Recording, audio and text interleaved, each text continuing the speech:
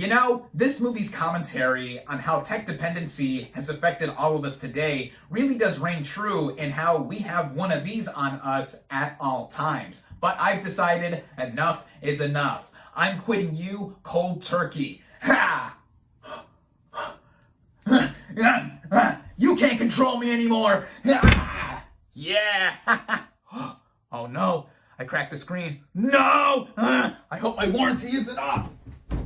What is up, everybody? Random Man here, bringing you another video during this current quarantine era. I hope everyone out there is continuing to stay safe and be well during this unpredictable time, as I am here bringing you my review for The Mitchells vs. the Machines. Now, the plot of this computer-animated adventure sci-fi comedy basically follows the title dysfunctional family as they find themselves having to save the Earth from a robot uprising while on a road trip. Going into this movie, I was interested in seeing it after the first trailer for it dropped. This movie was then called Connected, but apparently the original title for this movie is its current title, The Mitchells vs. the Machines. Then it got changed to Connected before it was slated to come out in theaters, and then it got changed back to... So there's that. The names involved with this project also had me on board. Phil Lord and Christopher Miller, along with their production company, were behind this movie, and they are behind such recent animated classics such as the Lego Movie, which they should have been up for Oscars for and won, but they eventually did get Oscars for their involvement with Spider-Man Into the Spider-Verse. These two are among my absolute favorite animated films of the past decade. So coupling the involvement of Lord and Miller and the vibrant visuals that I saw in the trailer for this film and how it looked so bonkers crazy, and you had something that piqued my interest. And going right into that said animation,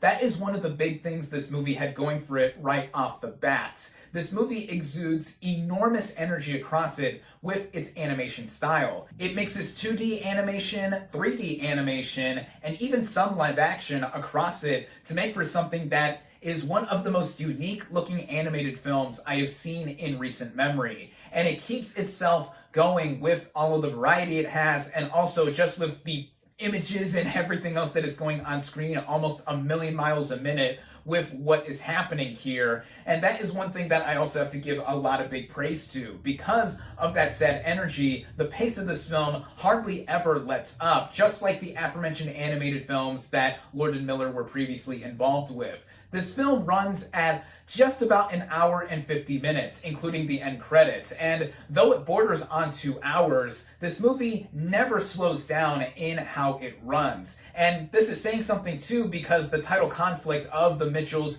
versus the Machines doesn't fully come in until about a half hour into this movie, which is saying something in how much interest is being kept across it, at least for me as I was viewing it. What also kept this up is the likability of the voice cast here, with the main character, Katie Mitchell, being voiced by Abby Jacobson. Her character is an aspiring filmmaker who, in her free time, makes YouTube videos and has gotten a bit of popularity with them, even though her dad doesn't entirely see how art like film could make a difference or just be practical in terms of making a living off of it. With that, and the added detail of Katie going off to film school to get away from her dysfunctional family, there's a lot of relatability here. And I think Jacobson does have a lot of likability herself with voicing this character. Also standing out in the voice cast is Danny McBride as her father, and he was probably my favorite character because he had a lot of funny humor to him, with McBride just being a gifted comedian and also just a great voice actor too, and his character legit trying to have a connection with his daughter even as she goes off to film school and does everything to try and keep the relationship strong. Also trying to mediate the situation is Katie's mom, as voiced by Maya Rudolph. I mean, who doesn't love Maya Rudolph? I certainly do, and I think that she is as charismatic as always here. And then there's the younger brother of Katie, Aaron, as voiced by this film's director, Mike Rianda. At first I was a little off-put by the fact that he wasn't trying to make himself sound like a younger kid. It definitely sounds like an adult male is voicing a young boy, though he didn't change his voice, as I said. But his character is a little weirdo, just like his older sister. He's very much into dinosaurs and some of the filmmaking that Katie loves to do as well, which I can relate to because I am both into those things, especially when I was around Aaron's age in being obsessed with dinosaurs too. So that is great. And there's a bunch of other vocal talent that is in this film too, such as Fred Armisen and Beck Bennett voicing two robot characters that somehow along the way tag along with the Mitchells for this huge ride. I'm not going to say entirely how, but there's that. There's also Eric Andre as the head of this big tech corporation that inadvertently starts this huge uprising of AI/robots here, and Eric Andre, I think, is funny in just about anything he's in. And then the last big player I'll mention is Olivia Coleman, who is the voice of this AI created by Andre's character, and it's obvious what her character does entail, and I think that Coleman just adds on to her likability as she has really been amping herself up after her Oscar win 2 years ago for The Favorite. So yeah, I love Olivia Coleman as well. Now, I just mentioned a bit ago that this film is directed by Mike Rianda. This is actually his feature directorial debut, and he co-wrote the film with his co-director, Jeff Rowe. And getting into the writing specifically, it has a lot of attributes with it, with this film conceptually having a lot of tried and true hallmarks of movies that try to be about family, and specifically with a kid going off to college, it being a road movie, and then also with the versus the machine part of the title coming in, an armed robot uprising. This has all been done before, but what makes this movie further unique with its animation is how it combines everything together to not just keep up the energy, as I said before, but also make it something that I think gives a lot of commentary to what goes on today with how we are so dependent on technology. Granted, this movie exaggerates that thematic element along with its animation being literally all over the place, but in the best way. And it also tones it down to a level where just about anyone can grasp what is going on here, given that this is meant for all ages and families to watch.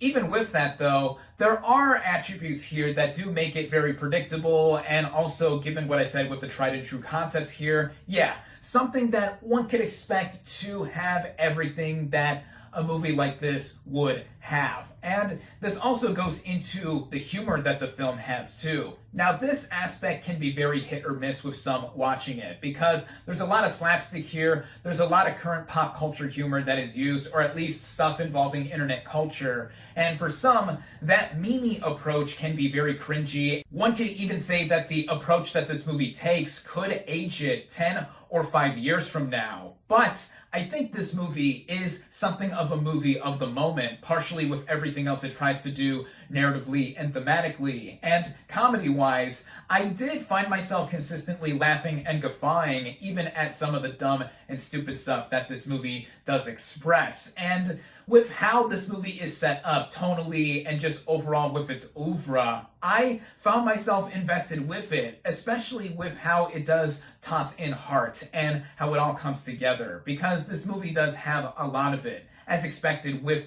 how the initial conflict does happen before the armed uprising of robots does try to take over the world. This movie's heart in centering and grounding it down back to Earth as our title family tries to save the Earth, I think brings it to something that I think just about anyone watching it could get a little bit out of, as all in all, I really enjoyed The Mitchells versus the Machines. This is a film that is very unique and diverse with what it does visually and all around. It's something that I cannot see anyone not being entertained by unless you just don't have the attention span for how fast this movie goes, or even with its comedy, as I mentioned before. But this is something I wish I could have seen in a theater, as given just about every movie that is slated to be released in this current decade has been delayed by the ongoing world pandemic, This film did land itself a release on Netflix earlier this year when they acquired the distribution rights. And I think that this was a nice little treat to have been bestowed onto us. Animation fans and family film fans should rejoice in watching this movie, and hopefully one has a good setup to appreciate how colorful and loud this is. And speaking of loud, I almost forgot to mention the original score by Mark Mothersbaugh. That is also one big pro about this film. I loved it, and yeah, that just about covers everything I have to say for this film, as all I've got left to mention is how I definitely recommend The Mitchells vs. the Machines. My final verdict for The Mitchells vs. the Machines is 4 out of 5 stars. Thank you all, as always, for watching. Be sure to like this video, comment on what you thought of The Mitchells vs. the Machines, social media links in the description, subscribe to my channel for more, and I'll catch you on the next movie review.